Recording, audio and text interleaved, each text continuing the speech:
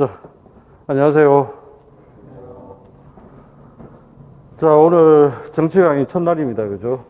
그래서 정치학에 관한 이야기들 좀 간단히 말씀드리고, 공부를 어떻게 해야 되는지 몇 가지 말씀드리고 정리하도록 하겠습니다.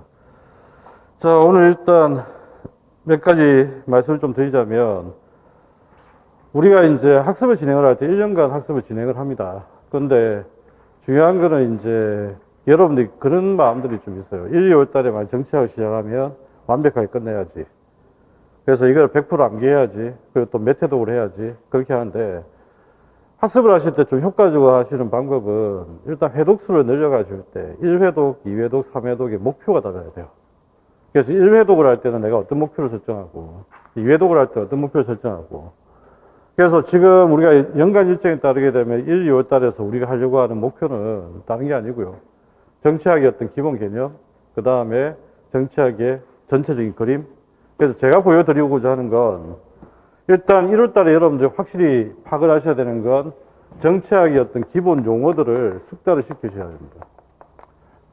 그래서 이 정확한 뜻은 모른다 하더라도 저랑 이제 의사소통을 이 용어를 가지고 할 때 충분히 편하게 받아들일 수 있어야 돼요. 커뮤니케이션이 돼야 된다는 거죠. 그 다음에 두 번째는 뭐냐면 정치학이 이제 전체 그림입니다. 그 시중에 나와 있는 정치학 책은 여러 가지 어떤 목차들이 다 달라요. 그 제가 가지고 있는 책의 목차도 다르고 서울대 정치학 이해책의 목차도 다르고 다 달라요. 근데 이 목차를 사실 만들기 위해서 제가 한 3년 정도 고민을 계속 해왔던 거였거든요. 그리고 이제 책을 이 목차로 쓰기 시작했던 거는 거의 한 8년 정도 된 것 같고요. 그러니까 이 목차를 만들기 위해서 고민했던 시간들이 한 5년 정도 걸렸던 것 같아요. 왜냐하면 책에서 좀 이해를 해야 되니까.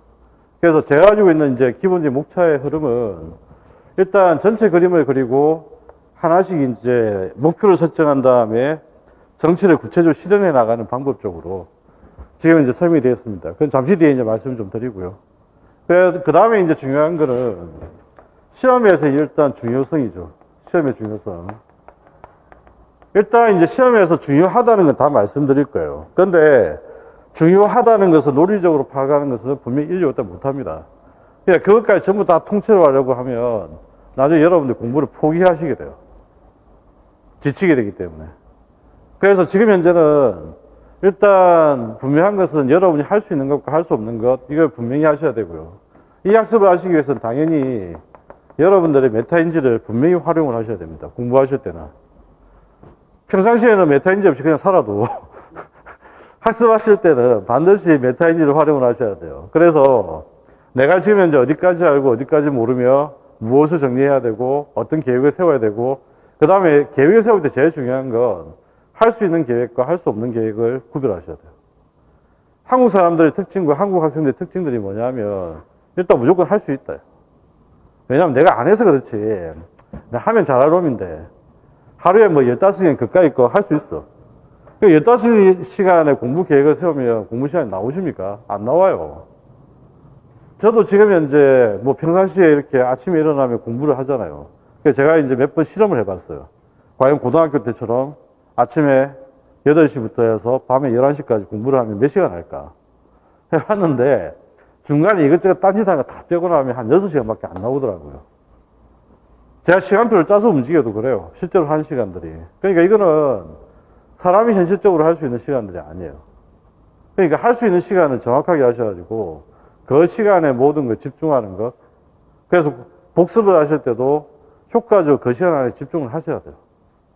일단은 시간을 정해놓고 내가 몇 시부터 몇 시까지는 이 분량을 반이 끝내겠다. 그러면 어떤 방법으로 끝내야 돼요. 예를 들면 한번 생각해 봅시다. 여러분들이 중간고사 시험을 치든 기말고사 시험을 치든 학교에서 다 공부 안 하셨잖아요. 근데 초인적인 힘이 발휘할 때가 언제죠? 그 전날과 시험 치기 전날에 한꺼번에 확 되잖아. 그러니까 이게 몰입이거든, 사실은. 그러니까 시간을 정해놓고 내가 이 시간에 끝내야지 반드시 하는 거. 그 몰입이라고 하는 것들. 그걸 좀 체험을 하시고 메타인지를 충분히 발휘하시라. 그래서 나중에 이제 복습을 어떻게 할 건지 말씀드리겠지만 어쨌든 1, 2월 강의에서는 이게 핵심입니다.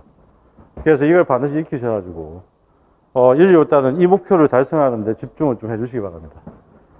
자, 그 다음에 이제 온라인 특강을 나중에 시간이 되시는 분들 활용을 하시면 되는데 정치학과 관련되는 특강은 지금 개론서 특강이 2개가 되어 있습니다. 하나는 이제 진영재 선생, 연세대에 계신 이제 진영재 선생 책이고요. 그 다음에 하나는 서울대 공전대 개정판 특강도 사실 했어요. 근데 개정판 특강은 우리 시험에서 예를 들면 한번 생각해 볼게. 우리 시험에서 이번에 정치 권력론이 나왔거든요. 통치 엘리트론에서. 사실 그 파트는 정말 옛날 이야기예요. 솔직히 이야기하면 거기에 나와 있는 통치 권력 엘리트론이나 이런 것들은 전부 다 기본적으로 70년, 80년 전 이론들이에요. 그러니까 예전에 이제 이극찬 교수님 뭐 책 이런 거 아니면 사실은 거기에 다룰 만한 내용들은 정말 옛날 이야기인데 그걸 이번에 이제 시험에 출제를 하셨단 말이에요. 근데 서울대 정치학 이해책에는 정치 권력론이 다 빠졌어요. 그러니까 이제 보통 보면 여러분들 학습하실 때 서울대 정치학 이해책을 기본서 삼습니다. 근데 그 기본서 삼았던 이유는 예전에 제가 강의를 할 때, 그리고 제가 이제 행정고시 2차를 준비를 할 때, 그때 이제 행정고시 2차 준비생들 사이에 기본서가 뭐였냐면 서울대 정치학 이해책이었어요. 그리고 해우드 정치학이었어요.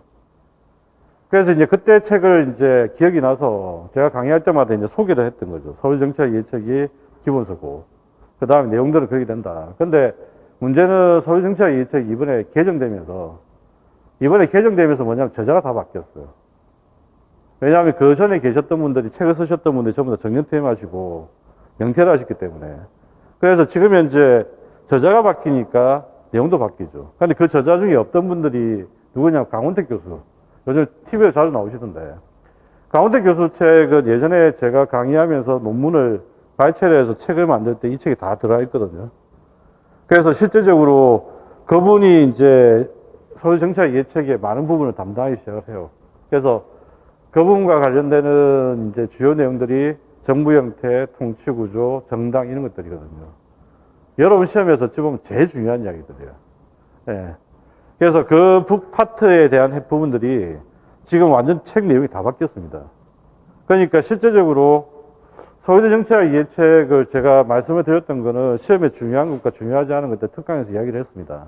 만약에 지금 새 책으로 보시는 분들은 지금 그 책에서 봐야 될 내용과 보지 말아야 될 내용들 구분하셔가지고 정리를 하시면 돼요. 그래서 지금 특강에 2개, 3개 정도가 아마 올라져 있을 겁니다. 확인하시고 나중에 필요하신 분들은 참고를 하시면 됩니다. 그 다음에 이제 정치교육 내용하고 출제 경향을 봅시다. 중요한 거는 아주 구체적인 것들은 다시 한번 말씀드리겠고요. 파트별로 한번 정리를 좀 하자면 일단은 요 한번 목차를 한번 잠시 설명해 드릴까요? 정치의 개념과 본질을 일단 먼저 봐야 되겠죠. 정치학을 우리가 이해를 하려면. 그 다음에 두 번째 파트에서는 정치사상인데 대부분 책들은 정치사상을 뒤로 빼는 경우가 되게 많아요. 그런데 저는 앞으로 뺍니다. 왜 그러냐면 정치 우리가 공부를 해야 될 민주주의론, 권력 불입론, 민주주의의 원리, 그 다음에 방향성 이런 것들 전부 다 정치 사상에서 비롯되는 거예요. 우리가 하고 있는 민주주의 같은 경우에는 고대 그리스에서 만들어진 거잖아요. 그러니까 이걸 이제 가지고 후세학자들이 했기 때문에 전체적인 그림을 그리려면 정치학의 내용을 파악을 하려면 당연히 정치 사상을 먼저 해야 됩니다. 자, 그렇게 하고 정치학의 가장 기본 개념, 정치 공동체의 개념을 가지고 있는 국가. 이걸 공부를 하고요. 그 다음에 이제 나중에 말씀드리겠지만 국가와 국민들 사이의 관계는 일종의 권력 관계입니다. 그러면 이제 정치학의 어찌 보면 핵심은 우리가 사회학의 핵심이 사회적 관계를 설명하는 거잖아요. 사람들 사이에. 법학의 어떤 가장 핵심은 사람들 사이의 법률적 관계를 설명하는 게 핵심이에요. 정치학 같은 경우는 마찬가지예요. 정치적 관계입니다. 그럼 정치적 관계는 국가와 국민이죠. 그럼 이 둘 사이의 관계는 뭐냐면 권력 관계예요. 권력 관계. 요즘에 이제 사람들이 좀 다르긴 하지만 코로나 주사 맞으라고 했을 때 안 맞겠다라고 하는 사람 거의 없어요. 왜 그러냐면 이건 국가의 권위를 인정하기 때문이에요. 그죠? 그러니까 우리가 국가의 권위를 인정하지 않으면 정치 공동체 사실 유지하기 힘들어요. 현실적으로. 그래서 이 정치 권력 관계가 그 다음에 이제 우리가 정치학을 파악하는데 기본적 개념입니다. 잠시 뒤에 다시 한번 살펴볼 것이고요. 그 다음에 이제 이 정치 권력이 끝나고 나면 우리가 이제 그 다음에 해야 될 정치 이데올로기인데 이거는 사실 요즘에 안 다룹니다. 그러니까 이거는 무시하셔도 됩니다. 필요한 어떤 이데올로기들 정치 사상에서 그냥 간단히 다룰 거예요. 그 다음에 이제 이게 끝나고 나면 우리가 정치 사상을 통해서 우리의 목표가 뭐가 설정되냐면 정치 발전의 목표가 민주주의입니다. 그래서 정치 발전이 민주주의이기 때문에 우리의 목표를 먼저 살펴봅니다. 정치학의 목표. 그게 바로 민주주의론과 정치 발전론이에요. 그러면 이제 목표를 달성하기 위해서 민주주의라는 목표를 달성하기 위해서 정치 발전을 하기 위해서는 각종 필요한 노력들이 있겠죠. 그 각종 필요한 노력들이 정치 발전의 과제 여기 나와 있는 겁니다. 첫 번째 사람들이 해야 될 과제는 뭐겠습니까? 민주주의와 정치 발전을 하기 위한 사람들의 과제. 일단 사람들이 성숙된 시민 문화가 필요한 거죠. 그래서 첫 번째 이야기를 드릴 게 정치 문화입니다. 그 다음에 이제 정치 문화에 영향을 주는 게 뭐가 있죠? 언론이라든지 여론입니다. 그죠? 그래서 정치 문화와 언론과 여론을 한꺼번에 정리를 하면서 사람들의 어떤 정치 문화, 그 다음에 사람들이 정치에 어떤 관심을 가져야 되는지, 왜 관심을 가져야 되는지. 그래서 정치 발전을 위해서 필요하다는 그 이야기를 할 거고요. 그 다음에 이제, 그 다음 할 이야기는 뭐냐면, 그렇다면 이런 사람들이 이제 존재하고 있는 곳이 어디냐면 시민사회입니다. 그죠? 그 다음 이야기를 해야 될 게 방금 이야기했던 정치 문화를 가진 성숙한 시민들이 가지고 있는 존재하는 곳. 이 시민사회에서는 또 어떤 역할을 해야 될까? 그래서 일단 시민사회를 중심으로 정치 발전을 어떻게 해야 될 것인지 그 과제를 일단 논의를 할 겁니다. 정치 문화, 여론, 언론, 시민사회. 그런데 시민사회 안에 뭐가 있냐면 이익집단이라고 하는 게 있어요. 이익집단. 이익집단이라고 하는 것들은 자신들의 특별한 이익을 추구하는 것, 전체적 이익을 추구하는 집단으로 나눌 수 있는데, 일단은 기본적으로 이익집단하면 최근에는 자신의 특수한 이익을 추구하는 집단을 봅니다. 그런데 그 대표적인 이제 이익집단들이 뭐냐면 노동자 단체. 그죠? 그 다음에 이제 두 번째는 보면 사업자 단체, 사용자 단체. 자, 이런 것들이 바로 이익집단에 포함돼요. 그래서 일단은 시민사회 이익집단, 정치문화, 그래서 사적인 영역, 소위 말하는 이 영역에서 일단 정치 발전을 위해서 뭘 해야 되는지 내용들을 살펴볼 것이고요. 그 다음에 이제 우리의 민주주의의 어떤 실현 방법은 뭘 통해서 이루어집니까? 대표를 통해서 이루어집니다. 그러면 대표를 통해서 하려면 어떻게 해야 되죠? 선거를 치러야 됩니다. 그 다음에 이제 선거를 치르고, 그 다음에 이제 뭘 해야 되죠? 대표를 가지고 정부를 구성해야 됩니다. 맞아요. 그런데 지금 현재 대의제 민주주의에서 선거는 어떻게 이루어지는 거예요? 정당이 없으면 선거 치를 수가 없어요. 구조 자체가. 그래서 대의제 민주주의에 그 다음 나오는 게 정당이 돼요. 정당이 선거의 주도 역할을 하게 되고 선거의 결과를 바탕으로 해서 정부를 구성하게 되고 이때 이 정부를 구성하면서 뭐가 나타나냐면 정부 형태가 나타나게 됩니다. 그리고 이 정부 형태가 나타나는데 정부 형태의 특징을 가르는 것은 입법권, 집행권, 사법권 이 세 가지의 권력 구조가 어떻게 되었냐에 따라서 정부 형태가 달라지게 돼요. 그래서 대표적 정부 형태는 대통령제, 의원내각제, 그 다음에 이원정부제라고 하는 형태가 있습니다. 이거 나머중에 우리가 다 살펴볼 겁니다.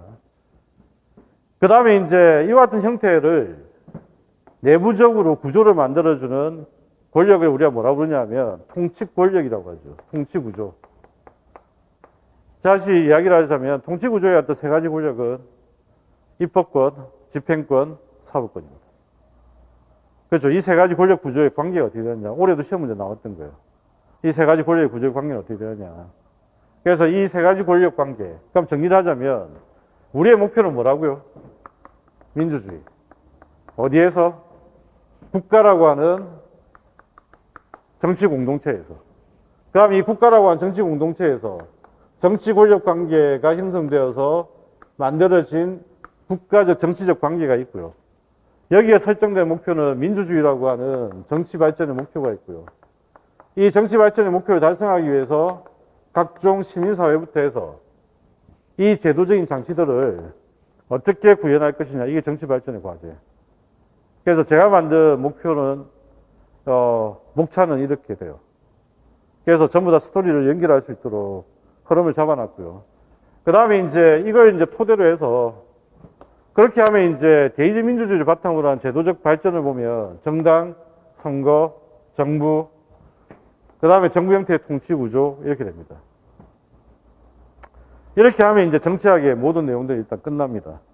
그 다음에 이제 이거는 국내 정치 이야기고, 여기에 이제 영향을 주고 있는, 그리고 우리도 영향을 주는, 그게 바로 뭐죠? 국제 정치. 그래서 이 파트로 구성된 게 정치학의 주요 내용이다. 그래서 목차의 흐름이나 이런 것들은 심플하게 여러분들 좀 이해할 수 있도록 흐름이 잡혀져 있으니까 앞으로 이제 여러분들 보실 때도 그런 관점으로 보시면 되고요. 그래서 우리가 이제 정리를 하자면 첫 번째 정치의 개념과 본질, 의미가 무엇이냐 그 이야기인데, 이건 이제 최근에 이제 문제가 한 문제 나왔어요. 그 다음에 이제 정치사상 같은 경우에는 2년 주기 아니면 3년 주기로 꼭 한 문제씩 나옵니다. 그래서 이거는 꼭 정리를 해 두셔야 되는데, 나중에 보실 때 어디에서 중요하게 보셔야 되는지 말씀드릴 거고요. 그 다음에 이제 국가론하고 정치 권력론은 사실은 시험에 거의 안 나왔던 파트였어요. 근데 최근에 이제 국가론과 정치 권력론이 등장하기 시작하거든요. 근데 이건 순수한 국가론과 정치 권력론보다는, 이 정치 권력과 국가의 관계, 정치 사상과 국가의 관계. 그래서 주로 이제 일반화 내지는 개념과 개념 간의 어떤 연관성에 바탕을 두고 파악을 좀 하셔야 됩니다. 이건 나중에 본 강의 진도에서 말씀드리도록 하겠습니다. 그 다음에 이제 우리의 정치적 목표는 뭐라고요? 예, 민주주의입니다. 그래서 민주주의에 대해서 알아보고, 그 다음에 그동안에 이제 민주주의가 어떻게 해서 정치 발전의 가장 중심의 핵심적인 내용이 되었는지 정치 발전론을 알아보고요. 그 다음에 이러한 정치 발전을 시키기 위한 과제. 첫 번째가 뭐 나와 있냐면 정치 문화, 그 다음에 여론과 언론, 이익 집단 나오죠. 이 세 가지 묶어서 시민사회 영역이라고 묶으시기 바랍니다. 그래서 이 시민사회 영역 파트에서는 이 내용들을 가지고 정치 발전에 일단 시민사회가 바로 서야 정치도 발전할 수 있거든요. 그래서 시민사회라고 한 부분들을 먼저 일단 건드리고요. 그 다음에 이제 이것이 끝나고 나면 우리의 민주주의의 제도적인 구현은 대의제 민주주의를 통해서 이루어지기 때문에 대의제 민주주의가 가지고 있는 기본적인 제도 장치, 제일 중요한 것 정당, 선거제도, 그 다음 정부 형태입니다. 최근에 시험에 빠지지 않고 출제가 되는 건 선거제도와 정부 형태입니다. 나중에 정치학을 정리를 하실 때 마지막으로 꼭 정리를 해야 되겠다 하면 여러분들은 정부 형태, 선거제도, 정당 이 세 파트만 일단 먼저 집중적으로 하셔야 돼요. 시간이 없다 할 때. 그래서 기본적으로 세 문제에서 5문제가 출제가 되는데 기본적으로 이 파트에서만 최소한 2문제, 3문제가 나옵니다. 그러니까 굉장히 중요하죠. 그러니까 정당과 선거제도, 정부 형태 이 부분은 철저하게 정리를 꼭 하셔야 돼요. 그 다음에 이제 통치구조. 통치구조는 입법권, 집행권, 사법권인데 어제 우리가 법 시간에 봤던 내용이 한 가지 있습니다. 행정국가화 현상이라고. 그죠? 그러니까 통치구조론에서는 의회주의, 그 다음 행정국가론, 그 다음 사법의 국가화 현상. 그래서 이 세 가지를 일단 건드릴 텐데 뭐 크게 시험에 중요한 부분은 아니에요. 그 다음에 이제 이것이 끝나고 나면 이제 우리나라 정치에 영향을 주는 국제정치. 그래서 이 국제정치라고 하는 것들이 어떻게 되어 있는지를 보는데 국제정치는 거의 3년에 한 번, 2년에 한 번 정도. 근데 한 번 출제가 되면 약간 2년 연속 출제되는 경향들이 좀 있어요. 그래서 최근에는 어쨌든 출제 빈도가 너무 적었기 때문에 올해 같은 경우에는 국제정치 파트가 나올 가능성이 굉장히 높아졌다. 그래서 그걸 좀 이해를 하시고요. 그래서 일단은 범위는 이 정도. 구체적인 중요한 내용들은 예 진도 나가면서 정리하겠습니다. 사실 지금 최근의 시험 경향은 어찌 보면 제가 보기엔 정치가 제일 어려워요. 예. 오히려 경제 같은 경우는 문제가 너무 쉽게 나왔고요. 올해 같은 경우. 그 다음에 이제 법 같은 경우는 너무 좌지구레한 문제라 가치 평가를 하기 참 힘든 문제들이고요. 예, 시시하다 그 말입니다. 이게 수능보다도 못한 문제들이야. 그래서 저 같으면 정말 국민청원 넣고 싶었어요. 제가 수험생이면. 어떻게 문제를 이따위로 만들 수 있느냐. 그러니까 이거는 일단은 기본적으로 법은 그랬고요. 그 다음에 이제 교육론도 좀 이번엔 생각보다 너무 시시했고. 그 다음에 이제 나와 있었던 것 중에 보면 정치가 그나마 좀 정상적이었고. 문제적으로 봤을 때. 그 다음에 사회문화도 뭐 그런 데 정상적이었어요. 그런데 그것 빼고는 이번 시험은 제가 볼 때는 문제 수준이나 이런 걸 보면 너무 형편없어서 좀 그렇긴 했습니다. 그런데 그런 걸 생각해 보면 지금까지 정치는 계속 약간 포인트가 어렵긴 했어요. 그런데 비교적 이제 여러분들이 잘 처리했던 건 제가 강의 때 엄청나게 많이 강조를 많이 했던 내용들이었거든요. 계속. 그래서 제가 강조했던 내용들이 어떤 거였냐면 고등학교 교과서에 대통령제의 장단점 나오잖아요. 제가 강의 때 뭐라고 했냐면 고등학교 교과서에 나오는 대통령제 장단점 이건 더 이상 볼 필요 없다. 그건 의미가 없다고 했어요. 제가. 선거제도의 장단점 이것도 의미 없다. 요즘에 계속 정치학자들이 문제 제기하는 것은 뭐냐면 대통령제에 대해서 비판을 하고 있는데 이 비판이 옳은가? 의원내각제 좋다고 하는데 정말 좋은가? 이런 질문들이에요. 여러분들 시험 문제 다 그런 것들이에요. 그러니까 오히려 기본적인 내용보다는 오히려 이제 요즘에 새롭게 문제 제기되는 거. 과연 기존의 대통령제가 장점이라고 했는데 정말 장점인가? 대통령제가 단점이라고 했는데 정말 단점인가? 여기에 대한 어떤 논의들을 가끔씩 계속 시험에 출제를 합니다. 이런 식으로. 그러니까 정치는 꼭 그런 문제들 한 문제씩 꼭 끼어져 있어요. 그래서 오히려 그런 부분들에 집중을 하시는데 문제는 어렵진 않다. 그래서 여러분들이 조금만 정리해 두시면 크게 문제는 없습니다. 그래서 오히려 정치는 어려워 보이지만 뭐 제대로 정리하면 가장 쉬울 수 있는. 예. 그래서 예전에는 문제 난이도가 제일 문제가 됐던 게 사실은 뭐였죠? 경제? 경제였는데 지금 현재는 오히려 일정한 이 수준을 가지고 쭉 나오는 것은 제가 볼 때는 오히려 정치인 것 같아요. 그래서 조금은 포인트 잘 잡으시고 잘 따라와 주시면 문제는 없을 것 같습니다.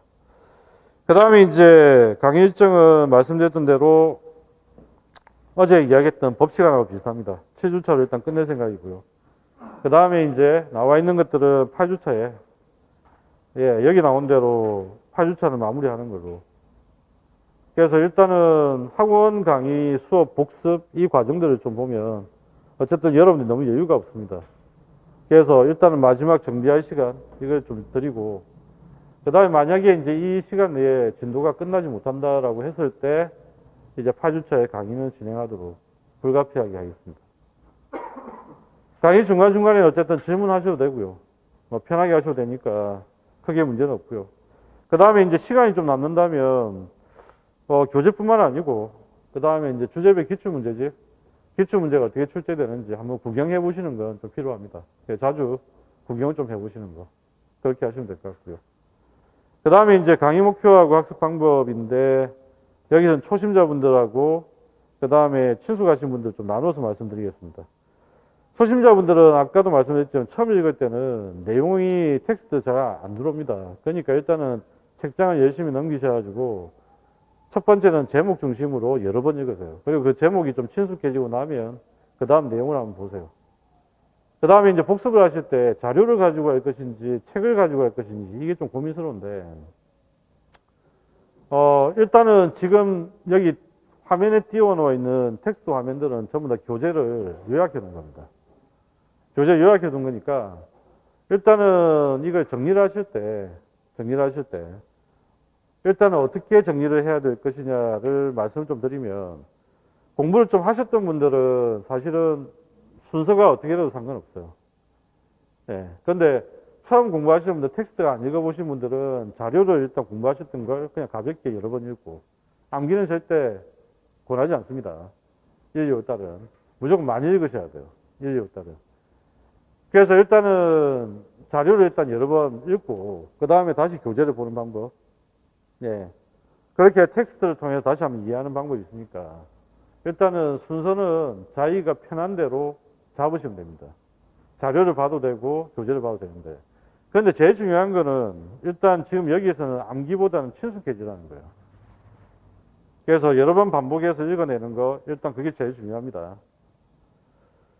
자, 그래서 다시 한번 당부를 좀 드리고요.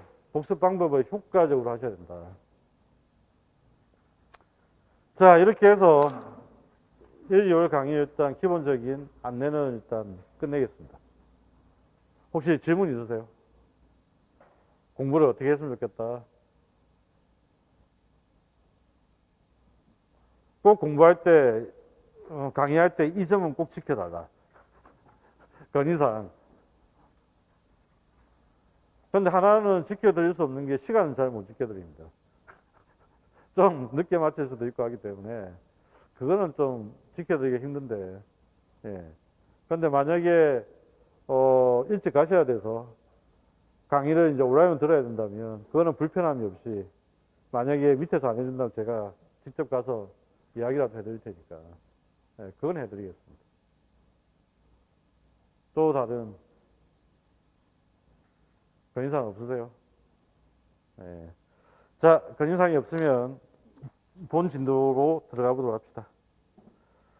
자, 일단은 이제 정치의 전체적인 그림을 그렸던 게 정치 사상가들입니다. 그러니까 정치 사상가들은 꿈을 꾼 거죠. 어떤 꿈을 꿨냐면 유토피아를 꿈을 꾼 거예요. 플라톤이 이야기했던 이데아, 그 유토피아입니다. 그래서 우리가 이제 유토피아라는 말을 제일 먼저 쓴 사람이 누구냐, 역사적으로 하면 플라톤입니다. 그래서 이 플라톤이 꿈꿨던 정치 공동체, 유토피아, 이 이상을 이제 아리스토텔레스 이어지면서 전 세계로 계속 이어져 왔던 거죠. 그래서 지금 현재 그걸 구현하고자 하는 게 민주주의입니다.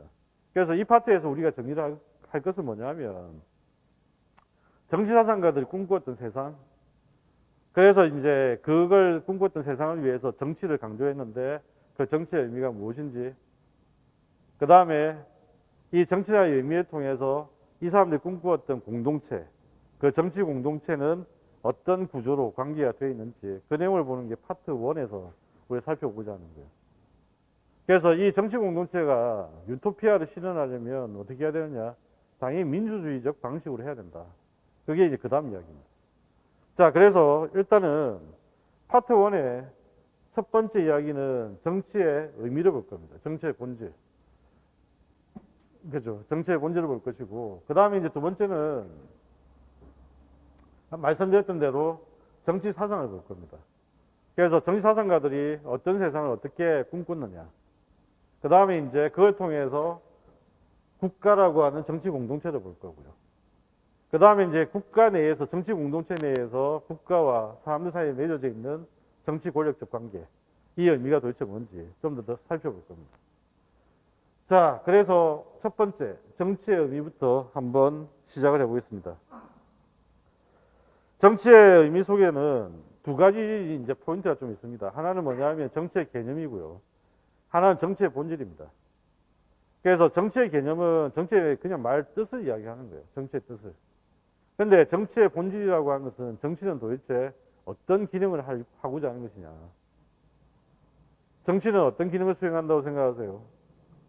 여러분들이 많은 생각들을 하시게 되는데, 예를 들면 이런 거죠. 정치를 하는 이유는 출세하기 위해서, 권력을 가지기 위해서. 뭐 그것도 역시 정치의 어떤 본질 중에 하나입니다. 왜냐하면 내가 정치 권력을 가지게 되면 많은 것을 할 수 있죠. 말 안 들으면 감옥에도 좀 보내고, 말 안 들으면 검사시켜가지고 조사도 좀 시켜보고, 뭐 그럴 수 있단 말이에요. 그러니까 정치 권력을 가진다라고 하면 그것도 됩니다. 그런데 중요한 건 정치의 본질은 왜 두 가지가 있냐면, 이런 권력을 가지고자 하는 사람이 정말 어떤 대통령처럼 나 돈 벌기 위해 대통령 되는 놈도 있고요. 그 다음에 이제 사적 욕망이죠. 그런데 기본적으로 우리가 이제 정치에 가야 어떤 덕목은 어떤 욕망이 있어야 되냐면, 대통령이 되고자 하는 사적 욕망이 있지만 이 사적 욕망을 통해서 무엇을 할 것인가 중요해요. 사적 욕망을 통해서 내가 대통령이 되고자 하는 사적 욕망이에요. 그런데 문제는 대통령이 되어서 무엇을 하고 싶으냐 이 말이에요. 무엇을 하고 싶으냐. 그런데 어떤 놈들은 보니까 정말 돈을 벌기 위해서, 어떤 놈은 정말 나 그 권력 그 자체가 좋아서, 어떤 욕망들이 드러나는데 공적 욕망이 안 드러나는 거죠. 그런데 진짜 정치가의 덕목은 사적 욕망을 가지고 뭘 할 수 있느냐라고 물어본다면 나는 무엇을 위해서 대통령이 되고자 한다 이렇게 이야기를 해요. 이게 공적 욕망인 거죠. 공적인 거. 그러면 사적인 거가 공적인 걸 일치시켜야 되는데 이거는 현실적 관점이에요. 내가 대통령이 되고 싶다. 그런데 무엇을 위해서 되고 싶다. 이건 이상적 관점이에요. 그런데 문제는 이 현실적 관점이 이것도 현실적 관점일 때가 있어요. 이상이 없을 때도 있죠. 좀 전에 이야기했던 대로 대통령이 되고 싶은 이유는 뭐야? 야, 대통령 되면 뭐 사업 특혜 같은 걸 통해 돈 많이 벌 수 있잖아. 그래서 정말 대통령 되기 위해서 그죠? 돈 벌기 위해 대통령이 되는 사람도 있단 말이에요. 그러니까 이거는 이쪽으로 연결이 안 되는 거예요. 그래서 정치의 본질은 정치 권력을 가지고 무엇을 할 수 있느냐, 무엇을 하고자 하느냐, 그 이야기를 하는 겁니다. 나중에 다시 한번 좀 이따 보고요. 정치의 개념은 여기 나온 대로 우리가 하나로 정리를 하면 정치의 의미는 일단 여기 라스웰의 정치적 개념과 그 다음에 이스터의 정치적 개념이 나오는데 이게 시험에 출제가 됐던 대표적인 내용입니다. 일단 한번 그냥 이야기해 봅시다. 정치가 왜 필요하십니까? 어제 우리가 법 시간에 배웠던 내용과 비슷합니다. 정치와 법이 필요한 이유는 사회적 갈등을 해결하고 질서를 유지하기 위해서입니다. 만약에 정치가 없다라고 한다면 뭐밖에 없죠? 폭력밖에 없습니다. 폭력밖에. 그래서 정치란 뭐를 하는 거냐? 공적 관심사에 대해서 사람들이 토론하는 겁니다. 만약에 어떤 공적인 일을 하기 위해서 의견들을 모으잖아요. 그런데 정치가 없으면 어떻게 되죠? 사람들끼리 치고받고 싸우죠.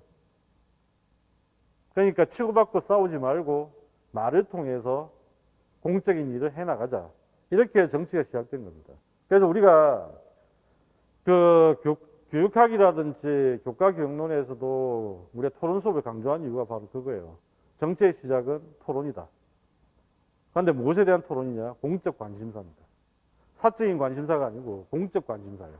그럼 공적 관심사는 하면 어떤 주제들이 떠오르세요? 공적 관심사.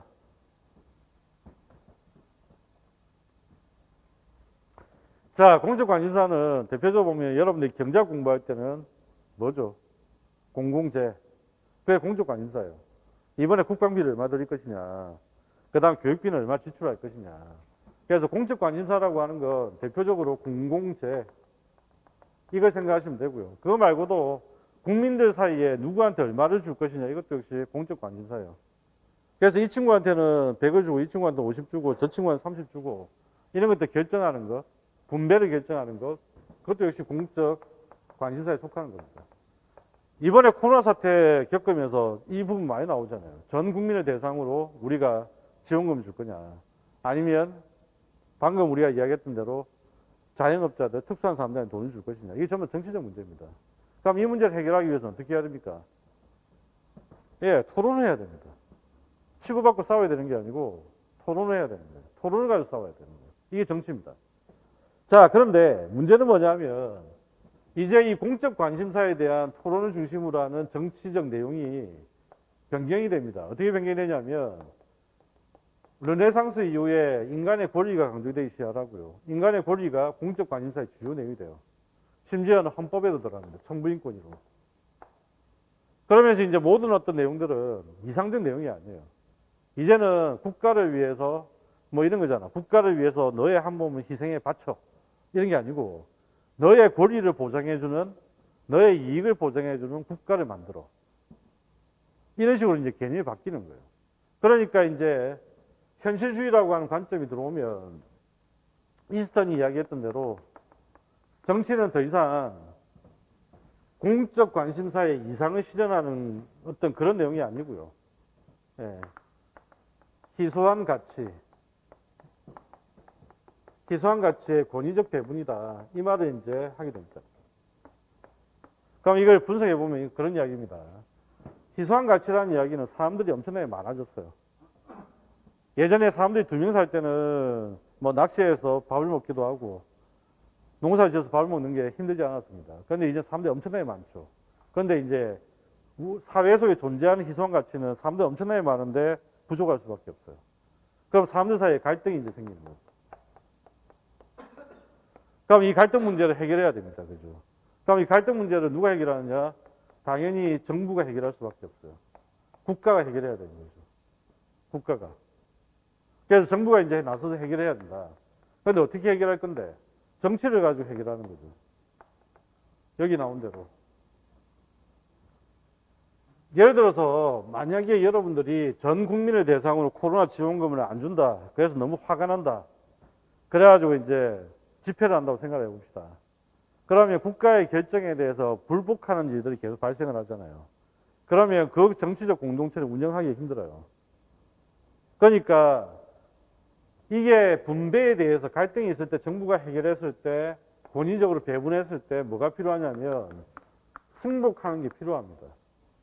승복이 안 된다면 사회적 갈등은 더 심해집니다. 그러면 이제 승복을 하기 위한 전제 조건이 바로 이겁니다. 국가는 권력을 가지고 승복을 시키는데 그때 그 승복의 의미는 권위입니다. 즉 무슨 말이냐. 자발적 동의와 지지를 받은 권력이라는 거죠. 자발적 동의와 지지를 받은 권력. 그래서 이 자발적인 동의와 지지를 받은 권력에 따라 배분이 되었을 때 그 말이에요. 그런데 자발적 동의와 지지는 어떤 제도를 통해서 표출되죠? 민주주의죠. 선거라는 민주주의 제도예요. 그러니까 이건 결국은 선거라고 하는 민주주의를 통해서 만들어지는 겁니다. 그러니까 희소한 가치의 권위적 배분 안에 엄청난 이야기가 다 포함되어 있어요. 첫 번째, 우리 사회 속에서 정치가 왜 필요한지를 이야기하고 있습니다. 희소한 가치.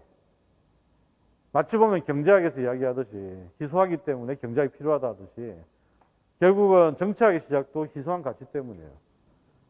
그러면 희소한 가치는 뭐가 있느냐? 자리, 직위죠, 직위. 그래서 어떤 자리, 명예직, 뭐 돈을 많이 버는 일, 돈을 많이 버는 거, 권력을 가지는 거, 이 전부 다 희소하다는 거예요.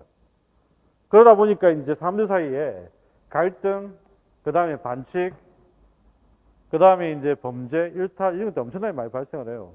그런데 그 문제는 이제 법으로도 해결해야 되지만 일단 1차적으로 정치적으로 해결해야 됩니다. 법으로 해결할 수 없는 것들이 많거든요. 그죠? 예를 들면 이거잖아. 지원금을 주겠다. 그러면 지원금을 주는 것을 그냥 줄 수는 없습니다. 지원금을 주는 법률을 만들어야 됩니다. 그러면 의회에서 일단 먼저 정치적 합의가 있어야 돼요. 우리가 이것 때문에 매번 지원금이 늦잖아요. 그래서 의회가 정치적 합의를 해서 지원금을 줘야 된다는 법률을 만들고 이 법률에 따라서 이제 지원금을 주게 되는 겁니다. 기본적으로. 그러니까 정치하고 법은 서로서로 떼줘야 뗄 수가 없어요. 정치를 통해서 법으로 만들어지고 그게 집행이 되기 때문에, 정치가 되기 때문에. 그래서 정치적인 결과물이 법이다 이렇게 생각하시면 됩니다. 그러면 이제 권위적 배분이라고 하는 거, 권위는 어디서 오는 거냐? 본질은 권력이지만 자발적 동의와 지지에서 오는 거예요. 이거는 바로 이제 민주주의, 선거와 민주주의가 직접적인 설명 내용이 됩니다. 그리고 이 배분이 결정되면 우리는 승복을 해야 됩니다. 자, 이 룰을 만든 거죠. 그래서 이스턴의 정치의 의미 속에는 이런 표현이 포함되어 있다. 그래서 그 전까지만 하더라도 우리가 정치 이렇게 하면 이스턴이 나오기 전까지 아니면 마키아벨리가 나오기 전까지 누군가를 분명히 이야기를 해야 되는데 거기에 이번에 나온 대로 정치의 의미는 현실주의 입장이에요. 현실주의 입장. 자, 정리를 합시다. 본래적 의미의 정치는 뭐였냐면 공적 관심사에 대해서 해결 방안을 도출한 행위였습니다. 그러면 이제 공적 관심사에 대해서 해결 방안을 도출하는 것은 뭐냐면 말 그대로 우리 사회를 이상사회로 만들자. 이걸 이상주의적 관점이죠. 이상사회로 만들자. 그 다음에 또 한 가지는 우리 사회를 평화롭게 만들자. 우리 사회를 아름답게 만들자. 그런 것들이 이제 주안점이었다면 어느 순간부터인지 정치적 부분이 현실주의로 바뀌게 됩니다. 그래서 정치는 누가 무엇을 언제 어떻게 얻느냐라고 하는 일종의 제로섬 게임으로 바뀌어요. 예를 들면 이쪽에 분배를 주면 이쪽은 못 받습니다. 그죠? 현실주의적 관점이 그래요. 그래서 정치라고 하는 것은 이제 무엇을 가지기 위한, 무엇을 분배받기 위한 장치로서 가지기 이제 변경되는 거죠. 사회적 발전을 위한 어떤 행위가 아니라 이제 무엇을 받기 위한, 갖기 위한 그런 수단으로서 정치로 바뀌게 된다는 거예요. 자, 그 입장을 이제 쭉 정리를 해서 현대적 의미로 풀어낸 게 바로 이 의미였고요. 이스턴의 이 의미가 기출입니다. 그리고 방금 말씀드렸던 대로 이스턴 정치의 의미 속에 포함되어 있는 권력관계의 의미, 권위의 의미, 그게 또 기출이었고요. 그래서 지금 현재 밑줄 친 부분하고 이 박스 쳐놓은 부분들은 기본적으로 정확하게 이해를 하셔야 됩니다. 자, 거기 보시면 1번 정치의 목적은 정치 공동체 유지와 발전, 여기에 있다. 누가 분배를 하는 것이냐라고 했을 때 국가와 국민의 관계, 그 다음에 정치의 일탈 지배를 한다는 것, 그 다음에 정치 권력 관계의 제도화 문제 나오는데 이 정치 권력 관계 제도화, 이게 바로 민주주의. 민주주의. 그래서 정치는 제도를 통해 희소한 가치를 권위적으로 배분하는 행위라고 일단은 결론 짓게 됩니다. 그래서 이 내용들은 굉장히 중요한 이야기고요. 그 전까지는 정치는 이상주의적 경향이 떴습니다. 그래서 정치는 내가 어떤 사적인 욕망을 채우는 도구가 아니었단 말이에요. 공적인 일을 하는 도구였던 거지 사적인 욕망을 충족한 도구가 아닙니다. 정리를 하자면 이상주의는 뭐라고요? 정치를 공적인 일을 하는 도구로 보는 입장이고, 현실주의라고 하는 것은 사적인 욕망을 가질 수 있도록 하는 도구로 보는 입장이에요. 추구할 수 있도록 하는 입장입니다. 그런데 이 사적인 욕망을 추구하는 것 자체가 아무런 문제가 되지 않는다라고 이제 이야기하기 시작했던 게 마키아벨리부터 시작되는 거예요. 그래서 이제 마키아벨리부터 시작되면서 정치의 의미가 이상주의에서 현실주의로 바뀌게 됩니다. 아시겠죠? 그래서 이 시점은 다시 한번 잠시 쉬었다가 정리하도록 하겠습니다. 자, 조금 더 할까 했는데 여러분들이 아직 그 정신을 좀 맑게 게임 같지 않아서 예, 게임 분도 계시는데 안 게임 분도 좀 계셔. 그래서 잠시 쉬었다가 이야기를 전개하도록 합시다.